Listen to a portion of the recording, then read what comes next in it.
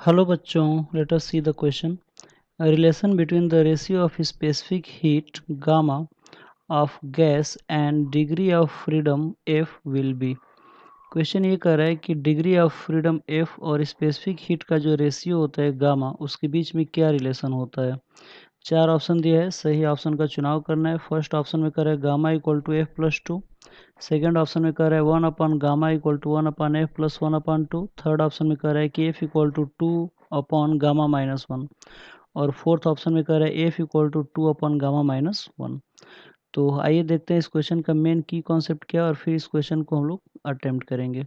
तो की कॉन्सेप्ट में हम लोग समझेंगे कि जो क्वेश्चन है वो किस फॉर्मूले के ऊपर बेस्ड है। तो जाहिर सी बात है, इसमें कह रहा है कि relation between ratio of specific heat, यानी कि जो स्पेसिफिक हीट का जो रेशियो होता है CP/CV उसमें, और हमें डिग्री ऑफ फ्रीडम में रिलेशन चाहिए। यानी कि दिस क्वेश्चन इज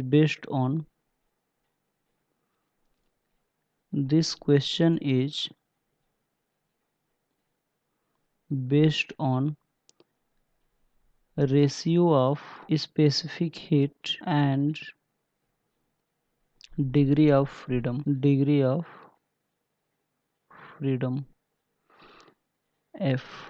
ठीक है, तो आइए देखते हैं सोल्यूशन में कि हम लोग इस क्वेश्चन को कैसे सॉल्व करेंगे। तो सबसे पहले डिग्री ऑफ फ्रीडम यहाँ पे F दिया हुआ है, ठीक है ना।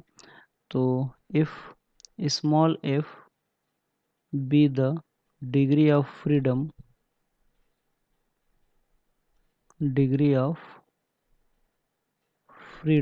अगर मान लेते हैं कि स्मॉल f अगर डिग्री ऑफ फ्रीडम होगा तो हर डिग्री ऑफ फ्रीडम के साथ जो एनर्जी होता है 1/2 kT एसोसिएट होता है। Then 1/2 kT energy is associated with each degree of freedom. हर एक डिग्री ऑफ फ्रीडम के साथ 1/2 kT एनर्जी जो होता है वो एसोसिएट होता है। तो अगर टोटल एनर्जी अगर निकालें, तो अगर टोटल एनर्जी यानी कि U की वैल्यू अगर निकालें तो ये आ जाएगा F इंटू 1/2 kT, यानी कि ये हो जाएगा F/2 kT। ठीक है, तो अब हम लोग देखते हैं कि जो CV होता है इसकी वैल्यू क्या होता है। तो CV इक्वल टू होता है delta U upon delta T। ठीक है, तो यहाँ से हम लोग अगर U की वैल्यू को अगर रखें तो हमें मिलेगा D/dt, और U की वैल्यू को रखेंगे तो ये हो जाएगा F/2 kT। तो जो कांस्टेंट है अगर उसको हम लोग बाहर निकाल दें तो ये हो जाएगा F/2 k dt/dt। तो dt/dt की वैल्यू तो 1 हो जाएगा, तो ये हो जाएगा F/2। तो यहाँ से हम लोग CV की वैल्यू आ गया F/2। ठीक है, अब हमें गामा की वैल्यू क्या होता है। तो यहाँ से गामा इक्वल टू होता है CP/CV, जो कि specific heat capacity at constant pressure है और specific heat capacity at constant volume है। तो अगर इसकी वैल्यू अगर हम लोग निकालें यहाँ पे, तो सबसे पहले एक काम और कर लेते हैं हम लोग इसको करने से पहले कि जो CP और CV में जो रिलेशन होता है उसको निकाल लेते हैं। तो जो CP और CV में रिलेशन होता है वो होता है CP-CV is equal to K। ठीक है, K यहाँ पे बोल्ट्जमैन कांस्टेंट है। तो हम लोग अगर CP की वैल्यू निकालें तो ये हो जाएगा K+CV।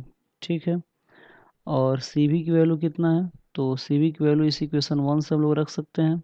तो ये हो जाएगा K+FK/2।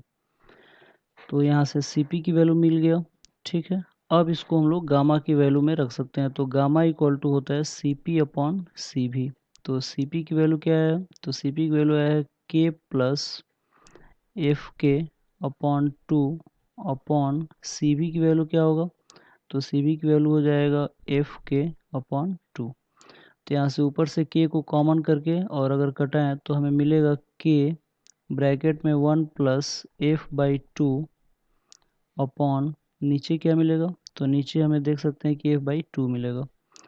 तो ये हो जाएगा K F/2। तो K से K कट जाएगा यहाँ पे, ये गामा इक्वल टू। ठीक है, तो यहाँ से अगर हम लोग लिखें तो 2+F/2 ठीक है, अपॉन एफ अपॉन टू, तो 2 से 2 कट जाएगा, यानी कि आ जाएगा 2 प्लस एफ अपॉन एफ, यानी कि जो गामा इक्वल टू आ जाएगा 1 प्लस 2 अपॉन एफ, यानी कि यहाँ से एफ इक्वल टू निकाल सकते हैं, तो एफ इक्वल टू आ जाएगा 2 अपॉन गामा माइनस 1। तो ये रिलेशन मिलेगा हमें कि जो डिग्री ऑफ फ्रीडम है वो एफ इक्वल टू आ रहा है 2 अपॉन गामा माइनस 1। तो आइए देखते हैं इस क्वेश्चन का सही आंसर किस ऑप्शन में दिया हुआ है। तो आप लोग देख सकते हैं कि जो 2 अपॉन गामा माइनस 1 है वो हमारा ऑप्शन नंबर थर्ड में दिया हुआ है, यानी कि इस क्वेश्चन का जो सही आंसर होगा वो ऑप्शन नंबर थर्ड होगा। तो आई होप आप लोगों को क्वेश्चन समझ में आया होगा। Thank you very much, good luck.